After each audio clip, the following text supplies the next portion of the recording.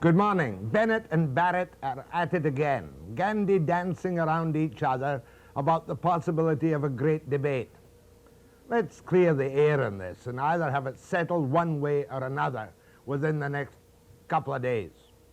Bennett started it at a coffee clutch, his great new influencing technique on the advice of Patrick Kinsella to make the press more sympathetic to him. And he said, yes, he's willing to have a debate with Barrett at any time, at any place, providing it's on Northeast coal. Because, you see, he thinks the NDP are committed to suspending the Northeast coal transportation system and on the wage restraint program, thinking that that might restrict the debate specifically to the 12% upward freeze in government expenditures. So I spoke to Davy Barrett this morning. First of all, I checked with the Premier's office. That, roughly speaking, is what they want.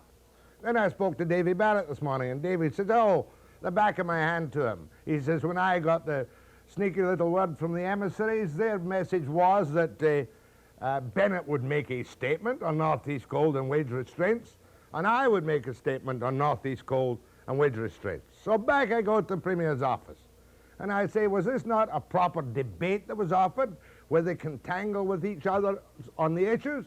And the Premier's office said, yes, of course it is. And I said, well, you have opened the door. If you want Bennett to debate Barrett on wage restraints cover every single operation of the British Columbia government. So I go back to Barrett again and say, well, you go for it. If it's a full-ranging debate on wage restraints and all its effects on the government economy and the government policies. He says, that doesn't sound too bad. I said, Bennett wouldn't want you to go off into a side issue like the CBC and Vogel, which obviously would not be relevant. So let me put it both to Mrs. Bennett and Mrs. Barrett quite clearly now. Bennett is willing to talk about Northeast coal. He's willing to talk about the wage restraints, right? See the flapping mouths? I wonder what they would say if it were live together in the same studio. Bennett is willing to talk about the wage restraints, and Barrett is willing to talk about the effects of the wage restraints and Northeast coal. So, gentlemen, knock your heads together, meet in the corridor casually today, talk about it like two grown-up adult human beings, and let's have the debate. There's a lot of stuff in which the air should be cleared in the province of British Columbia. And guess who wants to be the mild, modest moderator of that debate? And I do promise that I will be mild and modest and give you equal time and, you know, so that you can have at each other in a sane, sensible, informed manner. Mr. Bennett, Mr. Barrett, give us a call, let us know when and where, and I'm sure we can accommodate you at last for a great debate between the two principal political leaders in British Columbia. But what about the issues? A key issue in this province this summer, which may well set the political climate for some time to come, and while I don't expect an election soon, could lead to an election perhaps in the fall, are Bennett's wage and wage controls, the inflation protection factor he calls it. And I want to refresh your memory on precisely what the Premier said on that primetime broadcast on BCTV on wage controls. The guidelines will be set at 10% for 1982, 83, plus or minus 2%, to take into account factors such as past experience, skill shortages, and historical relationships. And an additional 2% available to reward increases in productivity. Collective bargaining in the public sector will take place in the normal manner, but the Commissioner will have the power to roll back excessive settlements. Now in the studio this morning is the union leader whose members will decide whether or not this scheme will work or will fail or will lead to confrontation. John Fryer, Secretary General of the BC Government Employees Union, after the break.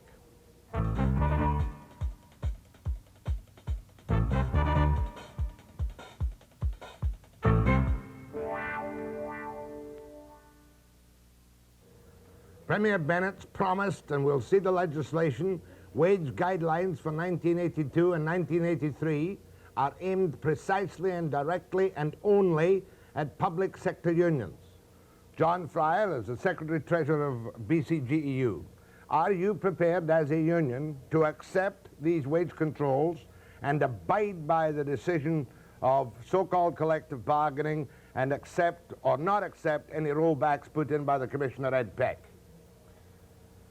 Well, first of all, we don't think the wage control program is fair, nor do we believe it's workable.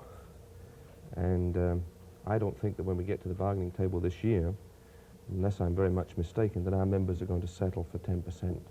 As you know, they're coming off a 3-year collective agreement which saw them show extreme restraint. We negotiated an agreement of 8, 8, and 8 from 1979 to 1982. Whether you count that as 24% or 26% compounded, it doesn't matter. The cost of living during the same period in this province has gone up by 38%. So we go to the bargaining table this year somewhere between 12 and 14% behind. I'm prepared to argue the figures. There is absolutely no way that I can see our members accepting 10% when they're already 12 or 14% behind and in effect get nothing for the next 2 years. You're going to be faced with a law, Mr. Fryer, and I presume you won't duck the fact that there's going to be a law, and a wage restraint, if you go for more than that, will be imposed on you. Surely that's self-evident. Well, it isn't self-evident. I mean, we have to take the Premier at his word. He said in his broadcast on February the 18th that collective bargaining was to continue as usual. Taking him at his word, that's exactly what we intend to do. We intend to bargain as usual, to make our case. If the employer, as I strongly suspect, the chief government negotiator won't put anything on the table other than the 10%, if he'll put that on there. When that happens, we have to go and talk to our membership about whether or not they're prepared to accept it or whether they're not prepared to accept it. That's collective bargaining, and it's going to continue as normal. 12 to 14% behind, coming off 3 years at 8%. I won't use the highest figure you've mentioned to me, but does this mean that you will go into bargaining with a minimum demand, broadly speaking, of 20% wage increase in 1 year? Well, we're holding a special bargaining convention in the middle of April in Victoria to set the final demands, and that's a delegated meeting, and all our members will have input, so I don't want to prejudge that. But the numbers are that the cost of living is increasing in British Columbia somewhere around 12 or 13% at the present time. We're coming off an agreement that leaves us 12 to 14% behind. Those are the numbers we have to deal with. Last time, perhaps I caught you unfairly, you talked about 25%. Yeah. 12 to 13% plus an increase makes a minimum demand, you would estimate, of 20%. Yeah, well, Jack, I'm not trying to be evasive. It's just that there's a number of ways of dealing with the issue. We have a real problem for our lower paid people, especially our women workers. I think the whole question of equal pay for work of equal value has to be addressed in this set of negotiations, and you can't put a figure on that. Also, there's a very strong feeling on the part of government employees that they want a cost of living clause in the collective agreement, and that again is difficult to cost because you don't know what that's going to do, how much it's going to go up. Do I get the feeling that you're backing off from a confrontation not to give Bennett an election issue? No, absolutely wrong. All I'm saying to you is that rather than saying we're going to the bargaining table with some 20% demand, I'm trying to be frank with you and telling you that I don't think that's the way we'll approach collective bargaining.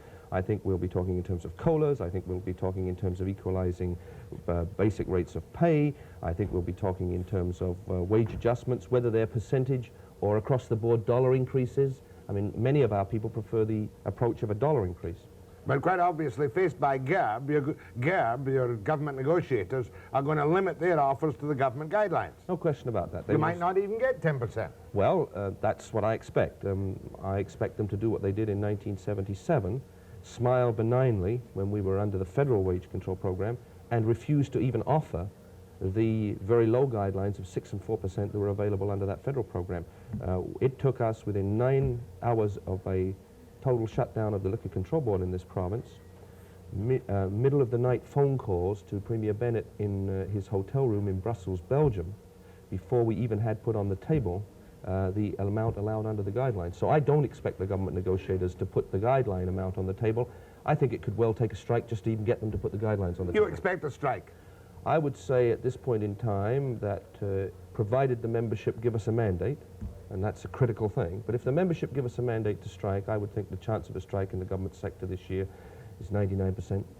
And Bennett has his reason for a confrontation. Greedy, selfish, secured civil servants, expecting more money from the taxpayers, while the private sector like the IWA are being squeezed into unemployment and tough times. Well, maybe we can perhaps talk about the facts rather than the myths.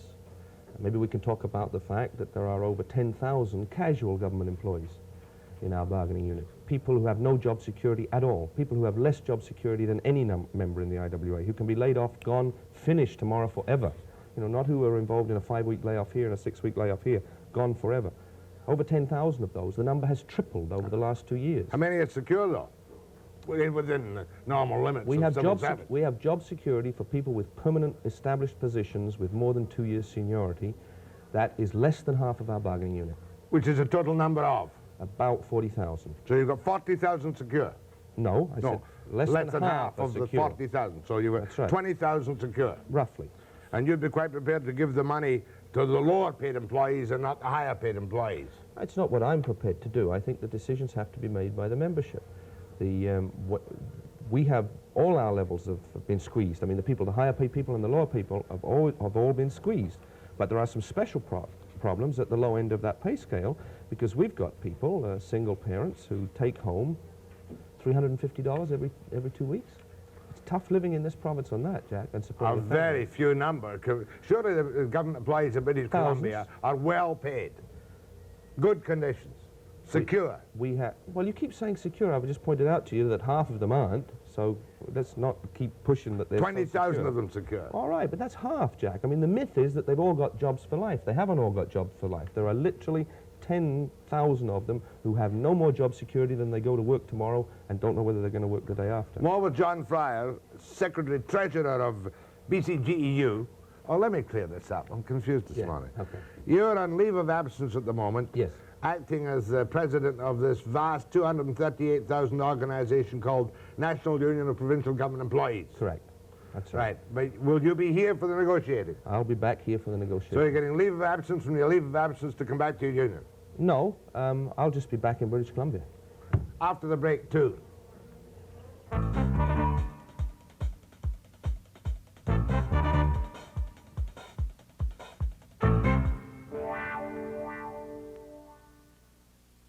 John Fryer, BCGEU. Mr. Fryer, have you no sympathy for the government in its financial problems with forest revenue, mining revenues, and many other resource revenues gone to hell in a handbasket, and you say, we don't care if you're down 700 million, we want our 20%. Does that not show you as selfish?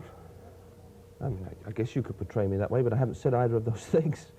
Yes, you have. No, I haven't, Jack. We had a bit of a discussion about our wage demands, and I explained to you that. But what about the government's financial problems, which are considerable and severe? Yes, I agree. The government has some financial problems.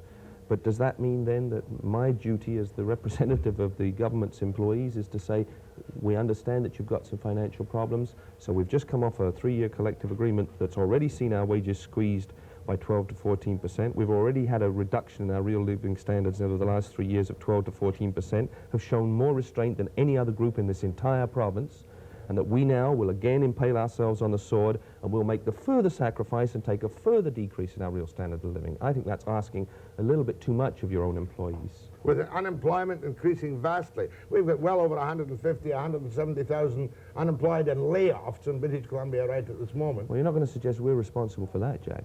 No, we're going to suggest perhaps the government will tell you, look, we just can't give you what you might be expected to get in a normal year, so therefore this year, please accept the guidelines by law. Well, then perhaps somebody could explain to me, and more importantly to our members, how the government was able to give its managers all a 15.7% raise, how it was able to give every other bargaining unit that it deals with raises in that area over the last year, and its own employees, our members, were held to 8. Perhaps the government could explain that. Are you talking about the GERB?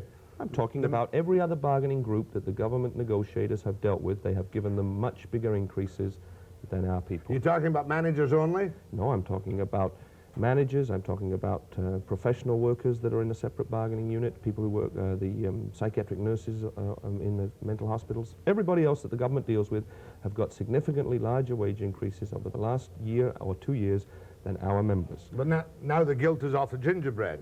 Are you not, I'm talking about his finances, and he won't deficit finance. That's what he seems to say. Well, I mean, that's a real problem as far as I'm concerned, and I think that's the real reason for this program, Jack. The real reason for this program is that the government finds it, and the Premier in particular finds it, such an anathema to even consider deficit financing that he'd rather unfairly treat his own employees. I don't think that's right. And if we have to go into some deficit financing, it hasn't destroyed the rest of the world, and it hasn't destroyed other governments. Governments can afford limited amounts of deficit financing without it doing any harm at all. Well, we have all kinds of deficit financing on the hydro, et cetera, et cetera, et cetera. That's when they take our pension money without asking us and lend it to themselves at below market interest rates. That's our money. Money that comes off our members' paychecks goes into those pension funds that they then take without asking us and build dams with. You do have good pensions, indexed for inflation. Oh, now wait a minute. If you recall, they're indexed for inflation because we expressed our strong objection to them taking away the indexing. That was their first move that they made, as you recall, last year when he tried to take away the pension indexing. We had to fight like hell, and we got it back. But, and I guess we'll have to fight very hard this year as well. But he has imposed an immediate freeze on wages of all senior managers, except the top brass and Hydro, who seem to slip through somehow Jack, or other. what sort of nonsense is that? If you're getting $50,000 or $60,000 a year and somebody freezes your wages, big deal. I'm interested in the people that work for the government of British Columbia, whose gross pay is $1,098 a month, $1,098 a month, and whose take-home pay is around $700 or $800 a month. Those are the people I'm concerned about. You keep going down to the bottom of your scale. Well, you want the average? I'll give you the average. Yeah, give me the average. The average salary in our bargaining unit is $1,450 a month gross. $1,450 a month gross? Gross, before any deductions. Mm-hmm. What's the scenario now, therefore? Do you think that Bennett has done this deliberately, one, for his financial problems, and two, to put you particularly, HEU is another problem, but it's separate, a little bit perhaps more clearly defined, to put you against the wall, to create the issue for his possible election this fall? No. You don't? No. I think he's done it strictly for financial reasons, for the budget balancing. I don't believe he's done it to get into an election. I don't believe he's looking at an election. I don't think he's interested in an election. Hypothetical, but I've got to ask you. Is it not a fact that you must anticipate a strike because you will not settle for even 10, 12, or specific 14s for specific people? Oh, I'll wait till I see those on the table. I mean, if those figures are on the table, any offer we get from the employer will be taken back to the membership for a vote, a secret ballot. If the membership vote to accept it, he's got an agreement. If the membership vote not to accept it and they give a strike mandate, there'll be a strike. It's as simple as that. That's what collective bargaining as normal means. That's what he said in his statement. Collective bargaining goes on in the public sector as normal. We intend it to go on as normal. You mean terribly modest, John. How can collective bargaining go on, says Webster, putting on his other hat, right, when you're told that the maximum you're going to get is 10%? Well, that seems to me a question you should ask of the man who made the statement. But you're the man at the other end. I'm taking him at his word. Can there be honest collective bargaining under wage control? I'm going to do my best to make honest collective bargaining take place this year in the provincial government service. And you're telling me that your union will, as a matter of democracy, when it receives any offer after finishing bargaining, you'll put it to a secret ballot of your union? No question about it. And the union members can decide whether or not it would be against the public interest for them to go for an increase from tax monies. Yes, sure. I think the people of British Columbia are reasonable people. Including your members? Well, yes, but I mean, who are taxpayers as well, but I mean the general population. I think the general population, when they understand the picture, namely that we have shown great restraint over the last 3 years, namely that we have had wage increases of 24% while the cost of living went up by 38%, namely that no other group has made the same sacrifice in the last 3 years in this province, none at all, I think that the people of British Columbia will say to the Premier, you should treat your own employees a little bit more fairly than this blanket program, which is supposed to cover everybody, seems to be designed to do. Is it not short-sighted dogma that people paid out of the public purse must, on every occasion, now that we're in a recession, meet the cost of living, catch up with the inflation factor plus an increase? Is that not short-sighted union dogma? It seems to me that they're entitled to keep up with the cost of living. Even without an increase? I'm not quite sure I follow that. Increase plus cost of living is what you want. I said I think they're entitled to keep up with the cost of living. Okay, timetable. When do you start negotiations? Well, again, you know, there's two people. It takes two people to negotiate. It takes the employer and the union. I don't know whether they're in a rush to bargain. I wouldn't be if I were them. I mean, if I was, all I had to do was, I mean, you can use a 30. Let me try again, John. When does your contract expire? Okay, it expires July the 31st. Bargaining technically can take place as early as May the 1st. We'll be saying to the government that we want to get to the bargaining table on May the 1st. May the 1st, so you can get whether or not they agree is their... It's up to them, though. They put in the guidelines. Well, but my point is, we write a letter to reopen a collective agreement, right? And we say to them, we're ready to meet you on May the 1st. Okay, now the last set of bargaining, it took us 3 weeks to agree where we would meet.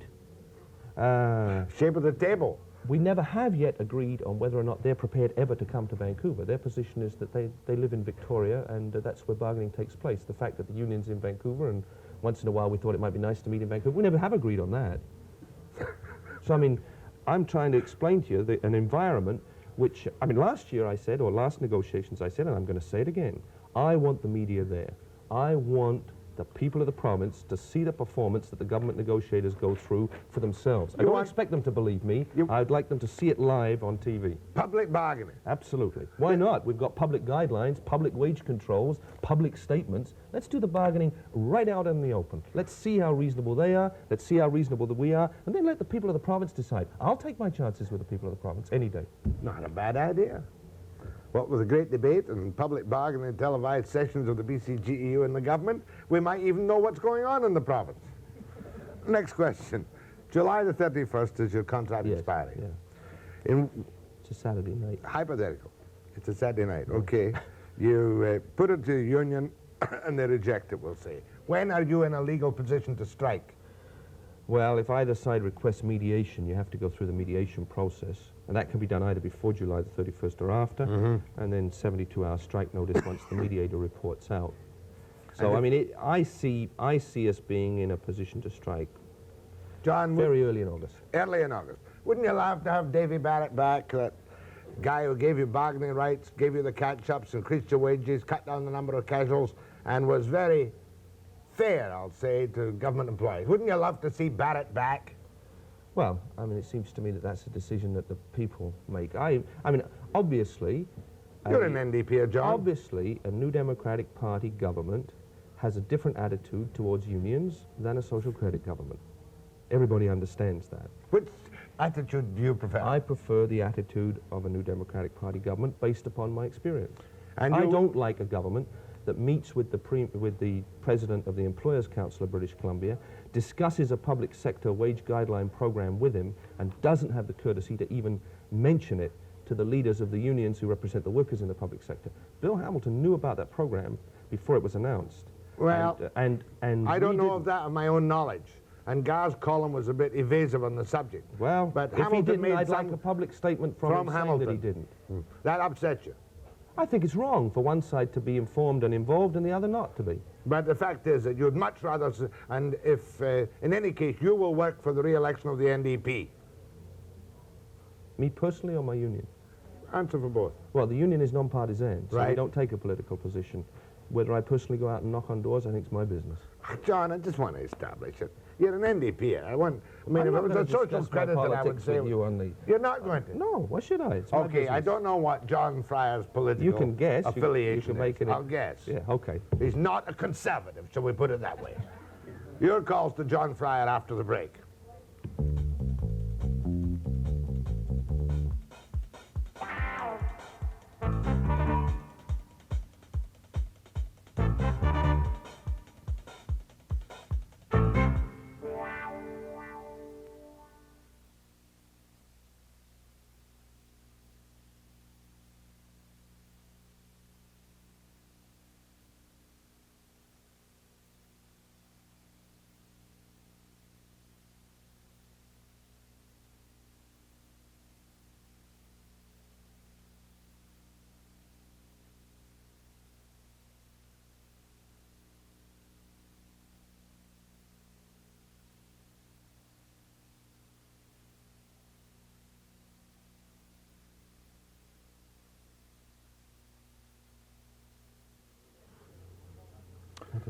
Listen, there was a story out of Ottawa this morning by the Human Rights Commission that some $17 million in bonuses has got to be given back to largely women workers who were ruled underpaid by the Human Rights Commission. Yeah. You don't have that problem in BC. You can't make that kind of claim here, can you? We can.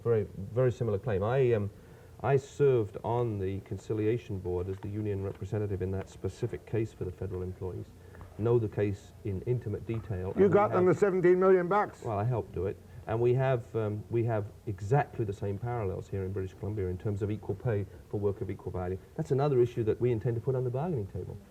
This time round? Absolutely. Back pay bonuses for underpaid women? Whatever, we intend to put it on the bargaining That's table. not a bad phrase. Back paid bonuses for underpaid women. And I think these guidelines are ridiculous not to permit those types of considerations to be addressed. There is a limit to the public purse, John. Of course there's a limit to the public purse. Where was all this, there's a limit to the public purse when we settled for 888? I didn't notice all the editorials saying what reasonable guys we were, what nice guys we were, how we were helping to bring down inflation. The Premier has said, hold down the government employees' wages and he'll bring down inflation.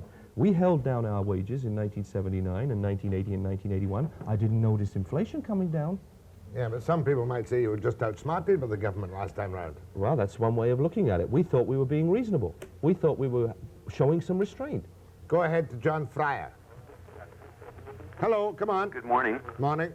I wanted to ask Mr. Fryer, what would be the decision of his union if the MLAs rolled back their 40% they got in the last 3 years, comparable to what BC Government Employees Union got? I mean... Okay, in relation to MLA's pay.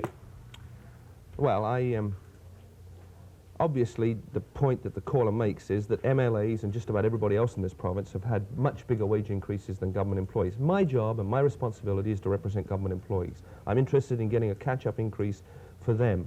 I'm not the sort of guy that says misery loves company, so let's punish everybody else.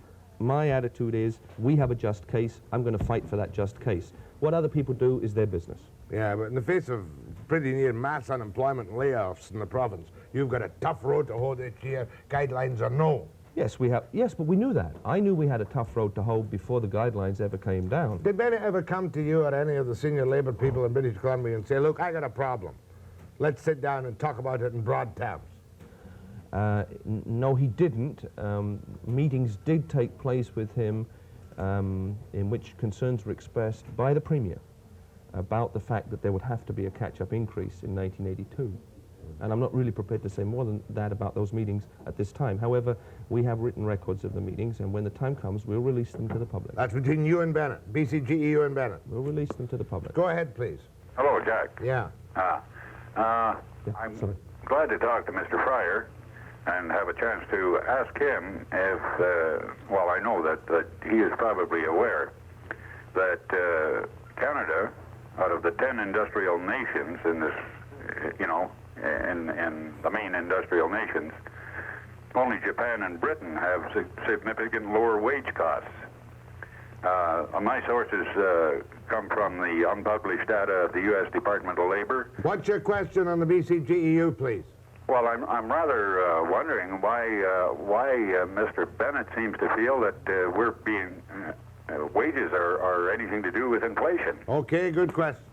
Well, economists argue about that. I hold the view, and so do many other economists, that wages are not the cause of inflation. Certainly, in the case of public sector wages, they are not the cause of inflation, because you find that the pattern with public sector wages is that they are always following. They are catching up with inflation. They're catching up all the time. That's not what we're told in BC. That may be the case nationally, but we understood the public sector wages here had bigger increases, better increases, and teachers, for instance, had kept up with inflation. Jack, I don't represent other groups in the public service. I represent provincial government employees.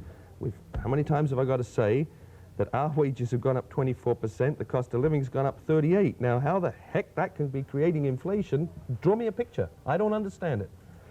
I'll give you. Now, the fact that other groups have protected themselves against inflation is fine. That's the collective bargaining process at work. But, John, there is this... My interest is in provincial government employees themselves, 40-odd thousand of them in that bargaining unit that deals with the government. And they are coming off a 3-year agreement. At 888. That's right. All right. That's the issue. But the general public concept is that the public sector employees, especially in BC, have been well treated while mass unemployment is being created among the private sector, and that suffering are should be Well, equal. but, you know, I mean, the facts just don't show that. When you look at the...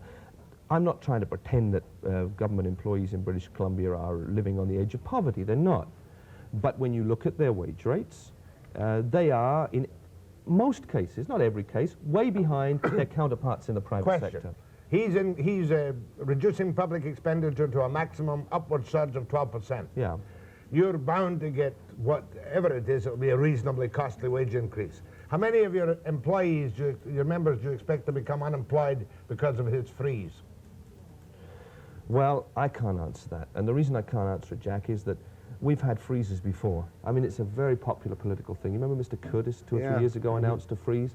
Well, when he announced the freeze, all they did was hire more casuals, and they put the freeze on the regulars, what we call the regular employees, the permanent civil service, and they just increased the number of casual workers. So, I mean, that's all phony stuff. Do you expect any layoffs because of his 12% limit on expenditure? Yeah, I can't answer that, but I would doubt very much, because I really don't believe that there are government employees laying around doing nothing. I mean, they hire them because they need them to perform programs. In Revelstoke, if I was to give you just a very specific example, they've had fantastic snow this year in Revelstoke. In the Revelstoke Highways Yard, over 50% of the workers who plough the snow are casual workers. Well, that's reasonable and normal. But they've got them there because they need them. That's right, yeah. Okay. Go ahead from Victoria. Yes. Jack? That's you. Yeah, I'd like to speak to... Do carry on, please. Mr. Fryer is here and all agog. I'd like to speak to Mr. Fryer. Right. And I'd like to make the point that job security in the public sector has been seen swept away in many cases in teachers and other employment areas. And this job security is a ruse when you match it to the private sector, because the private sector makes extra wages to cover periods of recession, periods of layoff, and their wages are determined to cover that. The government employees are at risk, and without the coverage of the private sector additions to their income. So I feel that they have a legitimate argument, but I'd also like to make the point with Mr. Fryer that he has to get his membership to maintain their militancy against this sort of thing, because it's the members that are being influenced by Premier Bennett's decision. Okay, are you a member? No, I'm a member of the private sector in a union, and I feel that we have protections against this. Okay. Well, he's absolutely right. The whole concept of government employees having all this security really stems out of the Depression of the 1930s. Posty was the wealthy man of the 50s. That's right. Well, that is no longer the case, and the gentleman is absolutely right. Government employees have much less job security than a private sector worker in this province with a good, strong union contract. We have much less protection. Now, he's right, obviously, that the decisions will be made by our members. And yes, we have to emphasize to our members the need to fight back the current government's program. However, I have a great deal of faith in our members, and I know perfectly well that they have been asked to tighten their belt in the last 3 years to such an extent there just isn't any belt tightening left. Can I have a little laugh? The employees at Brandon Lake who showed up and signed the book and got paid for doing nothing probably still are. Well, now, are we going to blame the employees at Brandon Lake for opening the Alcohol and Drug Commission? No, I'm going to compliment you on an excellent agreement. No. Well, you may or you may not. What we said to the government was that the fact that you introduced a program, that the program was challenged successfully in the courts, not by us, means that you're not going to just put those people on the unemployment rolls. You have to transfer them to other jobs. And the employer said no. And you know why, of course, because the employees at Brandon Lake are in Department A, and nobody in Department B wants them, and nobody in Department C wants them. And whether they've been with the government for 30 years or not, the government doesn't give a damn, because they don't want to offend the little ministers. So we said, you find jobs for those guys. Those guys ended up working. They're working. They went, some of them went and worked in liquor stores, others of them went and worked in the Department of Highways. They're prepared to do a day's work, but we're not going to make them the sort of human refuse of stupid government programs. Stupid ministers. Ministerial indecision. Absolutely. Bureaucratic chaos and confusion. No, it isn't. The problem with the government is, Jack, that you have 21 governments, 21 employers. Each ministry wants to be its own employer. Listen, I can prove bureaucratic chaos and confusion I'm sure in you at can. least one major department. Well, I'm sure you can. Go ahead, please. Where are you, woman? Hello? Yes, that's you. Mr. Webster, yeah. I'm a member of the HEU, and I have a number of friends that are in Mr. Fryer's union, Yes. and I am extremely distraught at why, I want to know why the social credit government insists on starting with us. The Hospital Employees Union I make less money than what a cleaning lady makes, with less education involved. I'm directly involved in. You want to know why the wage controls will apply to the HEU, which is presently asking for $3 an hour, plus a full COLA, plus instant tenure and employment and other benefits. Yeah, but the lady's question is, why did they pick on the public sector? That's and what I and want the to know. answer, Yeah, the why? answer Why is did they have to because start on us? the Well, I'll answer tell is you why. because the government Wait, thought. I'm here. Sorry. Okay, wait, we'll tell you why they started on you.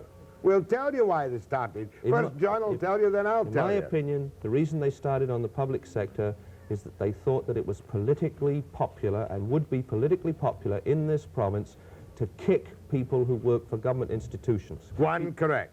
You're correct in that. Secondly, The second reason is that the Premier is desperate to balance his budget because he believes that an unbalanced budget is politically unpopular in this province, especially from his particular party, and could get him into election difficulties. he shot the money. That's right. And he thinks you're a good issue. Yeah, well, And if it comes to a confrontation, he's prepared to take on the HEU and the BCGEU, right? I can't answer what he's prepared to do. Go ahead, please. Mr. Fryer. Yeah. Well, good morning, Mr. Webster. Mr. Fryer, in collective bargaining, the employer has the option to refuse union offer. So I don't understand how wage controls should ever be able to come into play. Yes, I understand your point. His point I is... don't. Well, his point is that the employer always has this, what I call their secret weapon at the bargaining table. Yeah. They can say no. Yeah. When you can ask for 90%. They can say no. That's right. So, in other words, if the government had any courage, and if Premier Bennett had any courage, he would have said to his negotiators, take a hard line at the bargaining table and don't settle for more than X%. But instead of that, he uses the full weight of his legislative authority as the government of the province to try and preset the guideposts for us before we get at the bargaining You've table. sold me. Because he doesn't have the courage to take us on directly. You've sold me. Okay.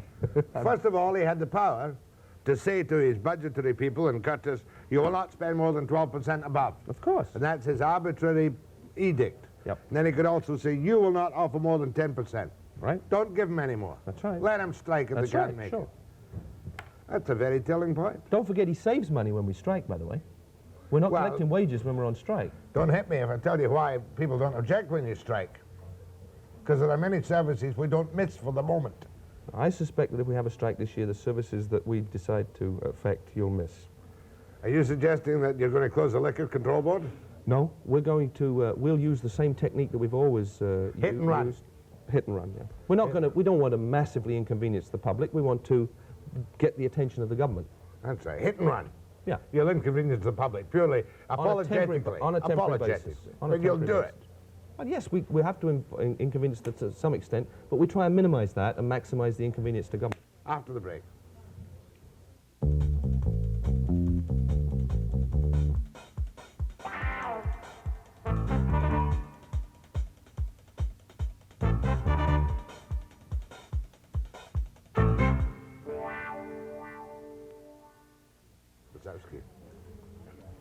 John Fryer, BCGEU. Well, they'll be sitting over in the TV production centre in Victoria to get your every nuance so they can plan so that Patrick and the boys in the blue suits from the Blue Province Yes.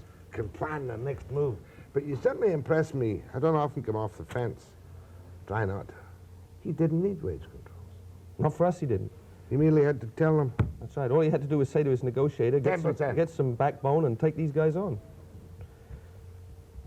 that's a really telling point. However, that's beside the point. Vernon, go ahead from Vernon, BC. Yes, Mr. Webster, I've been trying to get on with you ever since Mr. Bennett's speech. Did the MPs give themselves a raise this year? MLAs? Yes. I didn't hear them say, we'll take a cut. And I don't like the do as I say attitude. He's going to roll back MLA's salaries with legislation when the session comes into effect sometime this March, but we've got no date yet for the beginning of the session. Ma'am, are you with it again? Yes? Are you with it against the BCGEU? If they come down with their raises, people will feel, all right, we'll help too. Thank you, ma'am. Go ahead, please. Hello, Mr. Webster. Yes, ma'am. I have a point to make with Mr. Fryer. It just seems to me to be really strange that every time the BCGEU contract comes up for negotiation, all of a sudden, within 2 or 3 months previous, we either have federal wage controls or provincial wage controls. John? Well, I think the point is, you know, it's a good point. I mean, obviously, there's somebody over in Victoria who's scared to sit down at the bargaining table with us and collectively bargain with us as a union. So they try and find these other gimmicks to try and make it even that much harder. Go ahead, please. Good morning, Mr. Webster. Morning. Come on, speak up. Good morning, Mr. Webster. Yes, ma'am. I'm a union member and I work for the liquor board. I'm laid off right now. I'm one of the 10,000 casual. I don't think people know enough about this. I'm glad Mr. Fryer brought it up. Thank you, ma'am. Go ahead, please. Hello. Hello, Mr. Webster. That's you, sir, yeah. Yes. I just want to say to John that he should let Mr. Bennett go ahead with his election if he's going to have one. And remember the night of 1972 in Victoria when one of the men in that room predicted an NDP victory. It's going to happen again. Mr. Bennett is doing the same as his father did, blaming all the woes on the civil servants, and he'll pay for it in the long run. I know that guy. I remember it very, very well. Thank you, John. That was when Bennett had said 6% for the civil servants. This is a little bit of a private thing. This fella was in the room with me on August the 30th, 1972, and we'd had a dinner in a Chinese restaurant, and I opened my fortune cookie, and it said, "Your prayers will be answered." And because we didn't think the government was going to change, or I didn't, being the brilliant political pundit, this fella said, "It's going to change this time." So he's just saying the same thing again. Pay attention to that. Right. Chinese fortune cookies are good for your predictions. Right on. Go ahead, please. Good morning, Jack. Yeah. Mr. Fryer has said that he has full confidence in his membership, correct?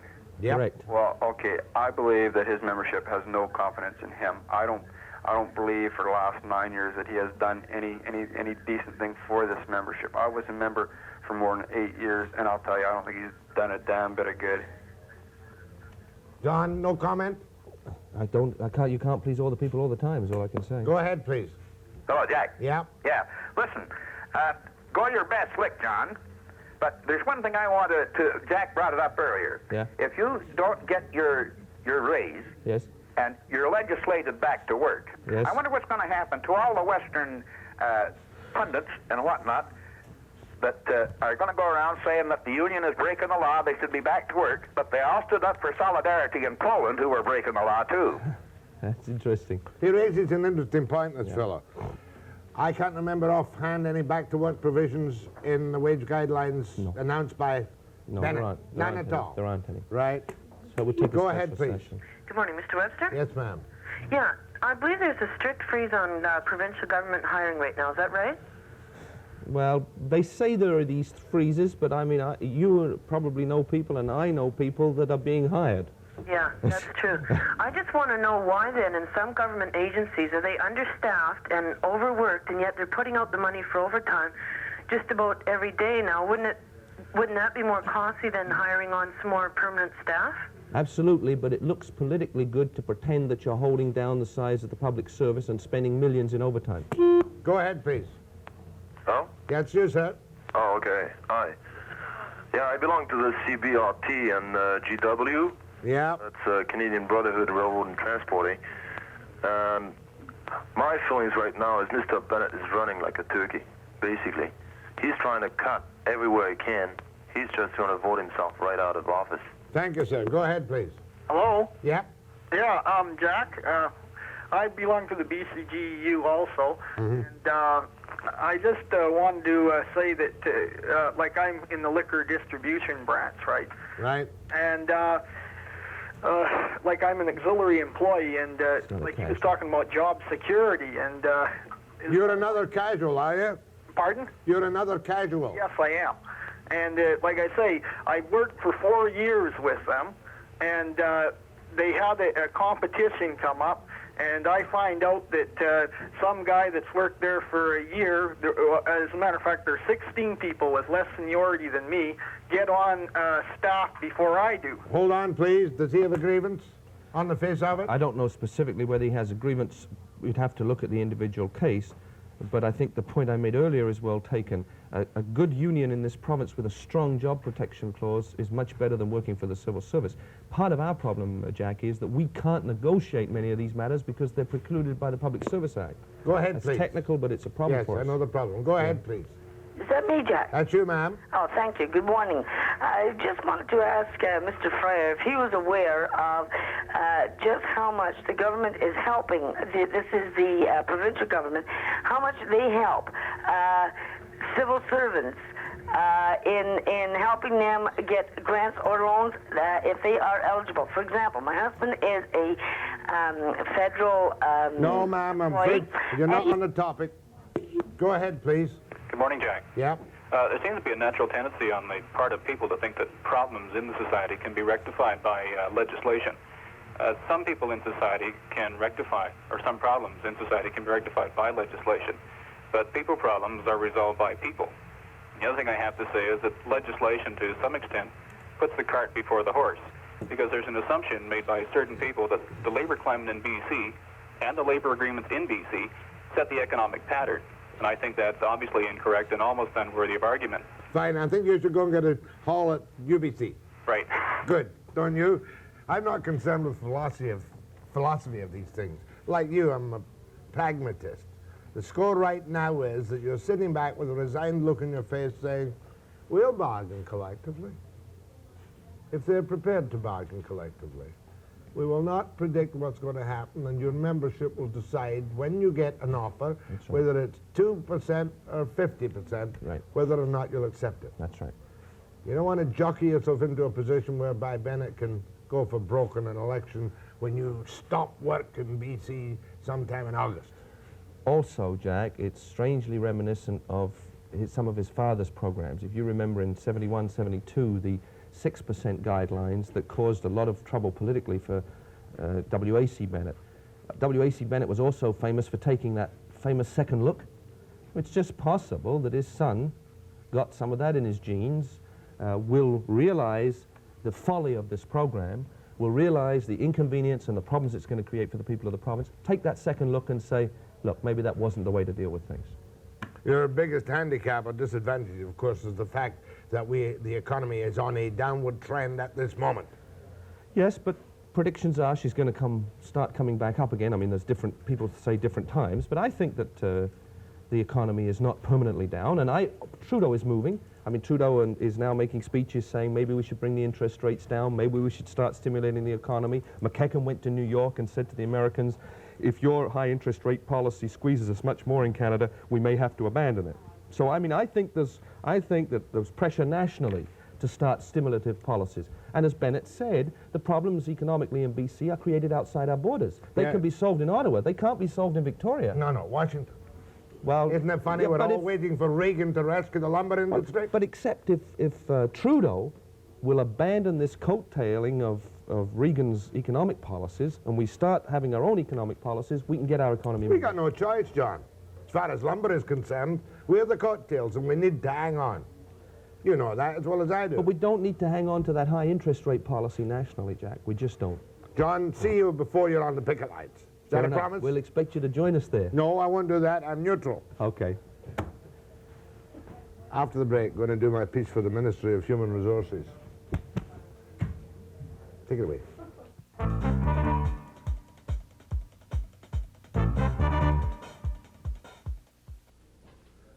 I occasionally get on the backs of the Ministry of Human Resources and nag and nag and nag and nag, and the Health Department, especially the Ministry of Health, and nag and nag and nag. There are good people in these departments. Pat McPherson, social worker in Vancouver, I've known 1,000 years. And she's always leaning on me to become a do-gooder on her behalf. Used to be homes for little kids, being kept in motels, and I would go on the air and raise some homes for her. Now, Pat makes her kind of annual appearance with me, and this is the day. And Pat, now, what do you want this morning? Please put your demands on the table, right, and we'll bargain about them. Well, our great problem now is to find homes for youngsters in their teens. Kids who are now in receiving homes in minimal boarding situations, who are, you know, ordinary kids going to school. They need a place to stay. There's nobody stay with their father and mother anymore. Is everybody in trouble? Well, a lot of these kids are doing things for themselves that they couldn't do within their own homes. Now, I've been around the juvenile jail lately, and I've done some stuff on the Maples, which is a bit of a confused disaster from time to time. What kind of teenagers are we talking about in this occasion? Well, I'm talking about teens, as I mentioned, that are going to school, getting themselves up, going across town. Once it took us 6 weeks to get a home for a kid close to his own school. And those are kids on their own that are doing things. Okay, why are they on their own? I want to get it from you first. Why are they on their own? Well, sometimes violence in their own family, alcohol in their own family. Their parents just aren't with it. And these are kids, youngsters from broken homes. That's right. All kinds and manners of broken homes. That's right. All kinds of stresses that the homes aren't together. Now, it's so that nobody misunderstands what you're looking for. We're not looking for kids who are on, we're not looking for homes for youngsters who are on probation. No. We're not looking for youngsters who, and I'm not knocking them, I've met a lot of nice kids in the juvenile jail. We're not looking for these youngsters. No, I'm looking for homes for ordinary kids who are making it. And ordinary kids who are making it, but who cannot, because of certain sets of circumstances, live with a single mother, the single father, or the miserable parents. That's right. Is that right? That's right. Many homes you want? I could use 20 today. Where are 20? Where are these kids now? Well, from our own regions, and there's 5 regions in Vancouver, we've got 5 sitting, as I mentioned, in a very minimal boarding home situation with, you know, people not that interested. Okay, you want 20 homes for teenagers, boys and girls. Boys and girls. 1 to a home, or any brothers and sisters. Well, sometimes 2, yeah, brothers and sisters, and we don't like to break up brothers and sisters. No, you shouldn't break up brothers and sisters. Right. And how do people, what do these people have to do? Well, if are these temporary foster homes or permanent foster homes? Well, it's till the kids finish their school year anyway. You know, then they can maybe earn a bit of money in the summer and find their own resource. But we're helping these kids, and we want them a decent place. Ages? What ages? Well, 13 to 19. 13 to 19? Right. How much do you give the, should I ask the crass question? Sure. What is the allowance for a temporary foster home mother, or father, or couple, or whatever? Okay, for the teenage years, you're looking at $285. A month? A month, right. But we can provide extras. We can, if it comes to it, we can get a bed. We can provide a lot of extras. In other words, you can say, okay, you've got the room, you don't have a bed. Yeah. Here's the loan of a bed, right? Right. And we'll provide any medical treatment. Oh, yeah, all medical, dental, school fees, all the extras we'll provide. It shouldn't be a financial drain on your family for looking after There must be kids. lots of people who could take in a youngster and look after him with some tender, loving care, and the $285 will pay the food and the kind of out-of-pocket expenses only. Right. Clothes, clothing? Well, they have, a basic allowance for clothes. It's in there. It's in there. Yeah, but we can put in extra money for clothes. I wonder how many calls we could get for you now. How many people out there are willing to take teenage foster children who are from broken home situations? Are any of them handicapped? Is any of them handicapped? Well, we have some, yeah. Handicapped? Right. But all capable of looking after themselves and going to school and coming home again and not being a great problem. That's right. Well, open communication is the answer. If a problem comes out, talk it out. What's your number? Well, put it through at 733-8111. 733-8111. We'll put that up on the board later on. Next I'm going to talk to Rosa Vincelli and Alan Winters, who have specific information on this kind of problem from their own experiences after the, what do you say, how do you say come back in Italian? Arrivederci. Eh? Ritorni. Don't you speak Italian? Ritorni. Ritorni? Can't hear you, you're mumbling. Ritorni. Ritorni. Ritorni after the break call.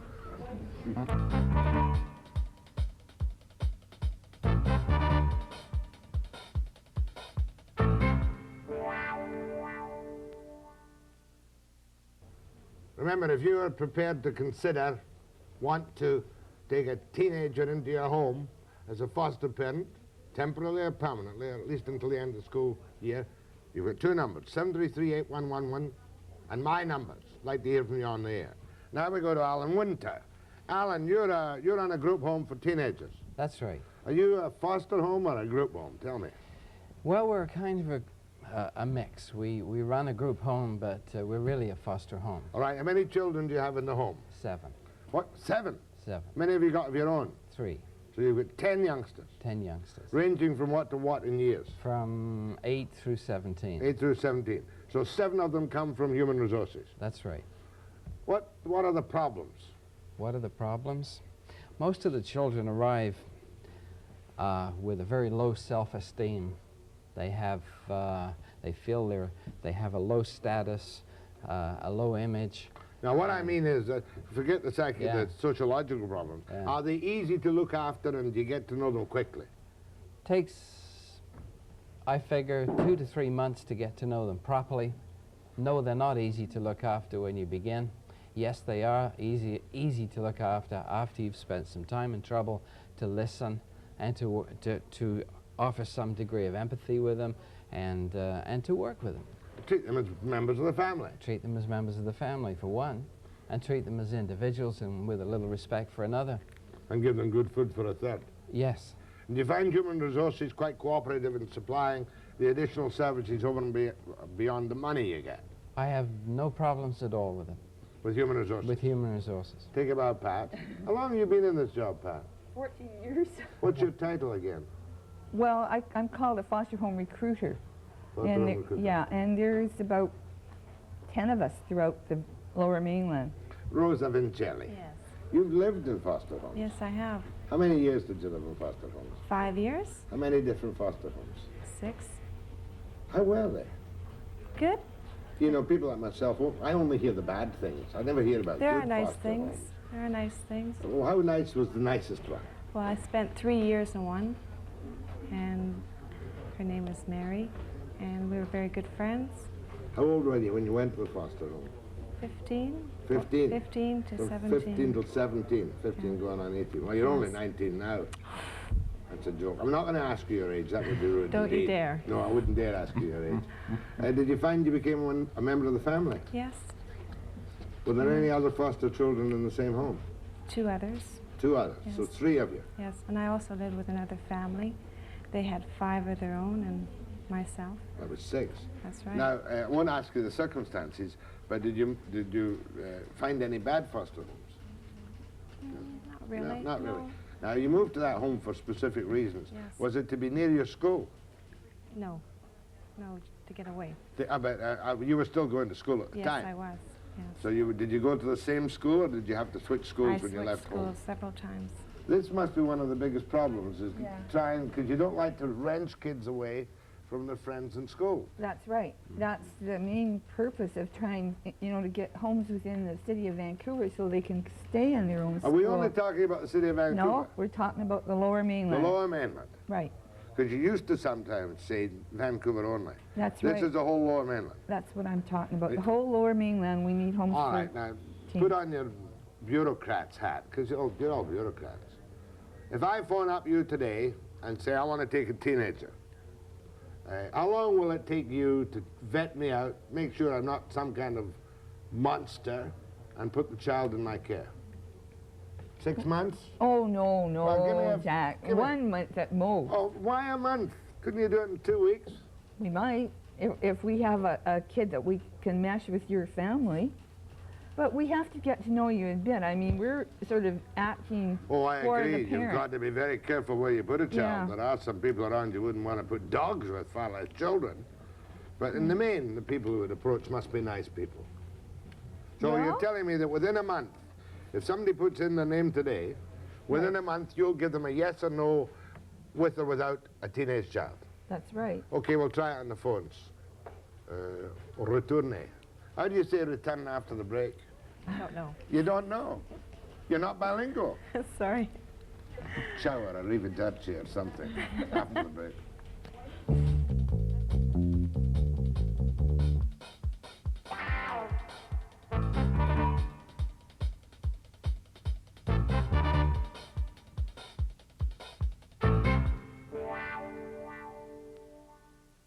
Thanks a lot.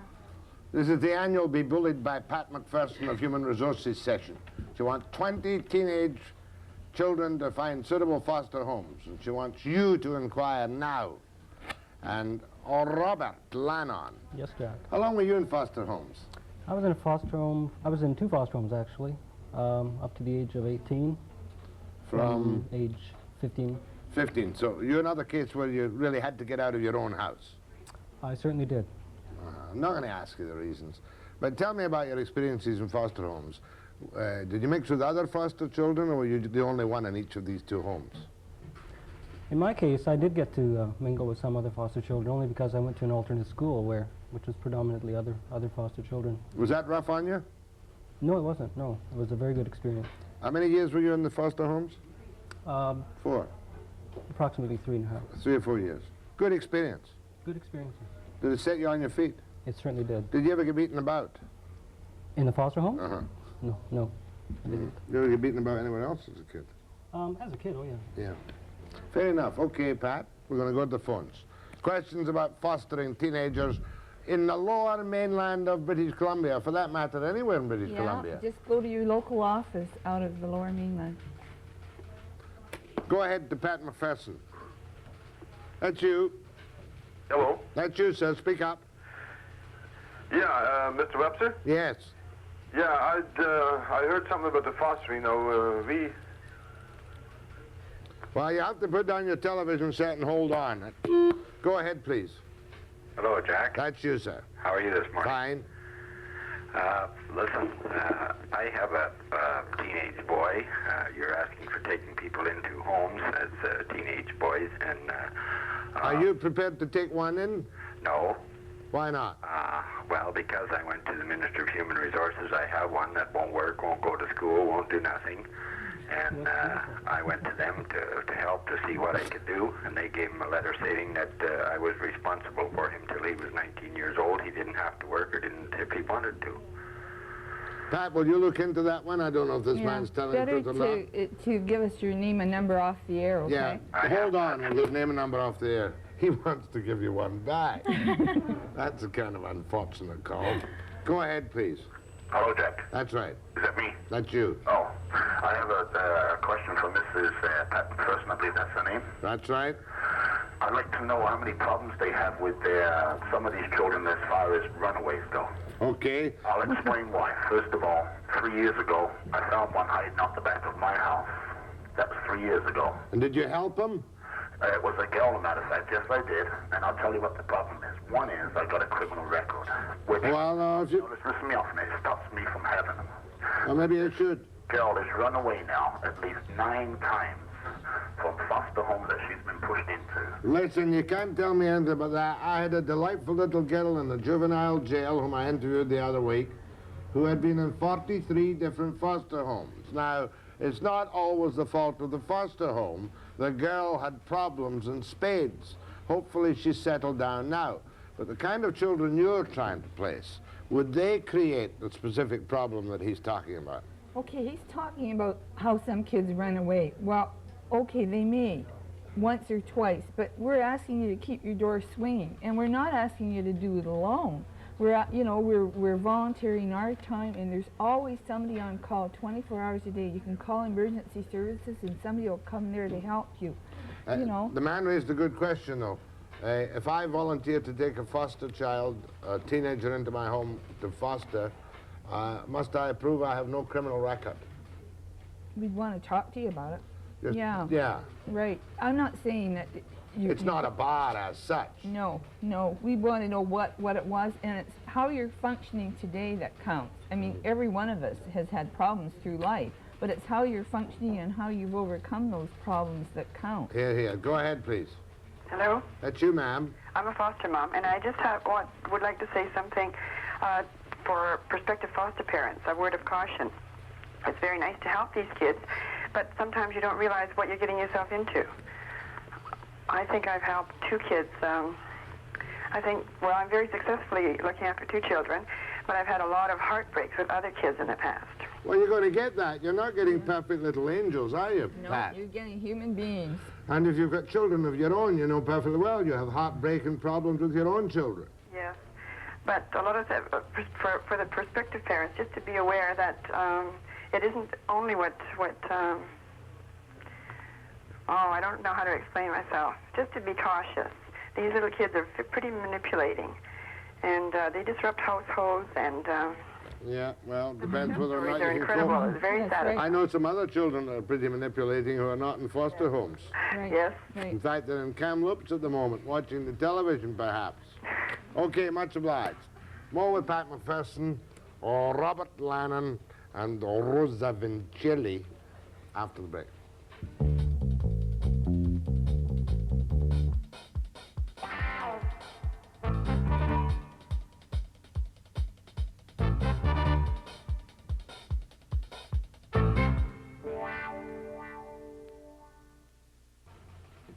I want to talk again to Robert Lanon. Now, after your foster parent experience, you finished high school, and what happened to you? I worked for the summer, and then I enrolled myself in university. And became what? Well, today I'm a social worker. Child care worker? No, I'm a social worker. Social worker. What kind of social work do you do? I'm a social worker in the Ministry of Human Resources. I have a general caseload, some child welfare cases, and mostly family cases. And you know the problems whereof you speak. How old are you now, Robert? Do I have to say? Yeah, it's a coach. You must answer the question. 24. I'm under 30. Don't be so coy. You're 29. Okay, he gave me his age. Rosa, how old are you? I'm not telling. What do you mean you're not telling? You must answer questions in this program. You're 36. Trying to get you to laugh. Between 25 and 30. You're between 25 and 30, 27 and a half. Now, after your foster child experience, what did you do with it? What are you doing with your life? Well, I went to Europe for a few years, traveled, came back and picked up my high school, and started working as a child care worker.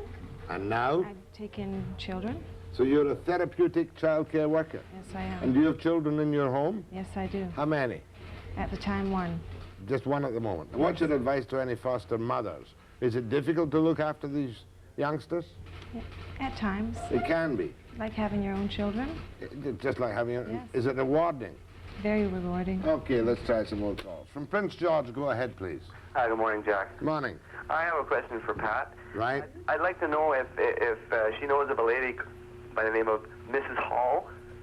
She lives over by Hamilton Harvey. What's the point of it, really? I'd like to give a bouquet to this lady. Oh, if it's a bouquet, I'm quite happy. Who is Mrs. There's Hall? 5 of us, and we were holy bloody terrors, I can tell you. She was your foster mother? Yes, she was. And the woman was a saint. I can tell you this, she was a saint. She got me back on the right track. The only problem is I was so stupid that I went back to my real parents, and I shouldn't have. I should have stayed with her, and I probably would have been a lot better off today than I am now. How old were you when you went to stay with Mrs. Hall? Oh, let's see, I'd be about 15, 16, something like that. How long did you stay there? Oh, about 2 years. Was she firm with you? Yes. She was? Oh, yeah, she was. But she was well, how would you say it? Fair.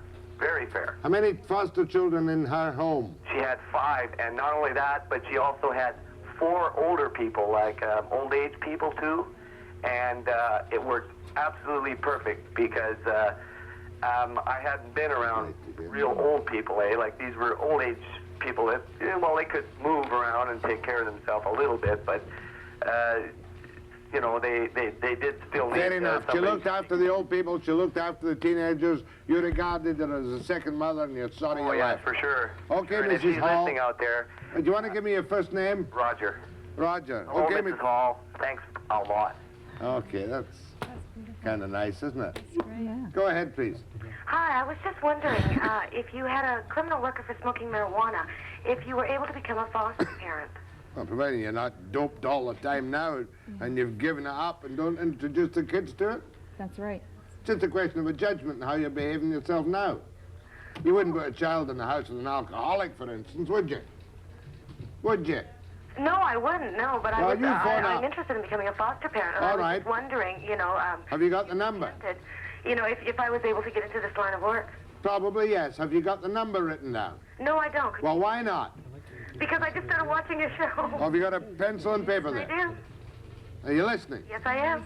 733... Right? 8111. Great, thanks a lot. Tell them Webster sent you. Okay. Right. Bye-bye. How did we do in last year's thing for you? Well, we had 35 calls that morning, And pretty nearly every one of them came through. It was by far, because we made an all-out All effort. the nicest people watch Webster. Of course, people that we feel, you know, are sound. Here, here. Came from you. I agree entirely. Go ahead, please. Good morning, Jack. I'd just like to speak in support of the program that Mrs. McPherson is talking about. My wife and I have been therapeutic foster parents for a multiply handicapped little boy, and we've had excellent experience from the Ministry of Human Resources with respect to funding. It challenged us, and we both grew personally very much. We now have an extended family. We still see him.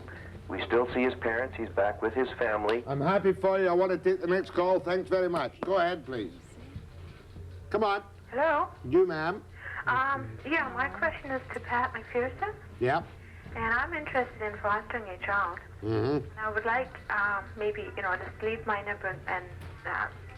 No, I want you to phone 733-8111. 733? 8111. Okay, thank you. And keep trying till you get through. Okay, thank you. And don't let me down, I'll be very angry at you. I may need much more time, Fred. 15. The phone number for you to call to help foster a teenager, and Pat McPherson will be your guide, counselor, friend, and other social workers. My thanks to Robert Lanon, and to what's your name again? Rosa Vincelli. Rosa Vincelli. Say it with more emotion, you're Italian. After the break.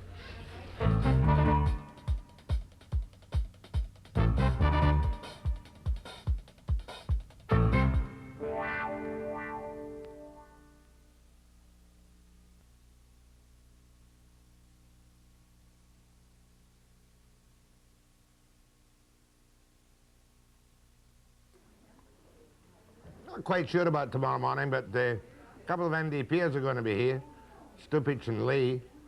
A woman's network person called Henry. Kaposi's going to be here. I think Kaposi's going to run for mayor of Vancouver. Start the rumor today and we'll see what he says tomorrow at 9 a.m. precisely.